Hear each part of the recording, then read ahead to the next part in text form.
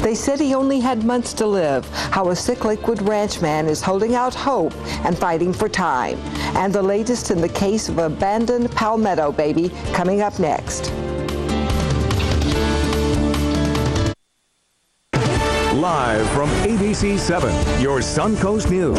This is ABC 7 News Weekend Edition. Good evening. Thanks for joining us. I'm Linda Carson. Diagnosed with esophageal cancer, a Lakewood Ranch resident was given 6 months to live. That was over 6 months ago. ABC 7's Shannon Cornwell joins us now with more. Linda, according to the National Cancer Institute, this year around 16,000 people will be diagnosed with esophageal cancer, and more than 14,000 will die. It's called a sleeper cancer because the symptoms don't usually show up until the cancer is full-blown. Flipping through pictures in a scrapbook, Steve and Megan Ozbirn are recounting the past months. I was diagnosed on the 19th of September with stage 4 esophageal cancer. At 34 years old, Steve was told he only has a few months to live. You don't expect to wake up one day and be fine and then go to the doctor's office and then say you got 6 months to live. You just don't expect that.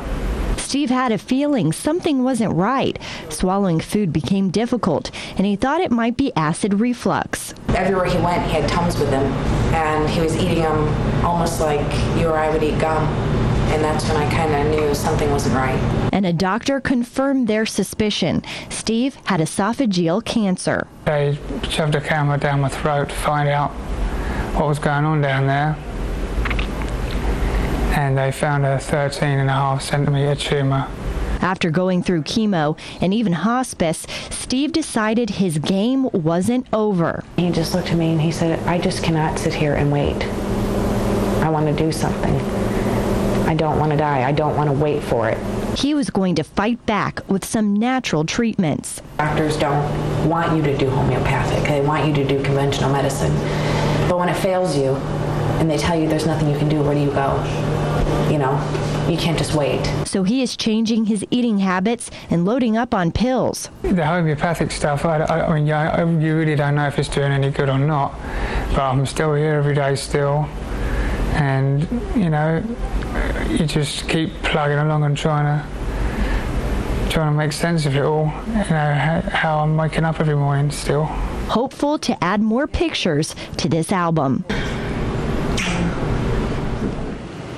And Steve is from England, and that's where most of his family lives. So to keep everyone updated on his progress, Megan has been blogging daily. And if you would like to learn more information, log on to our website, mysuncoast.com, and click on links we mentioned. Linda? And certainly our prayers and best wishes are with the family. Thank you so much, Shannon. Well, Palmetto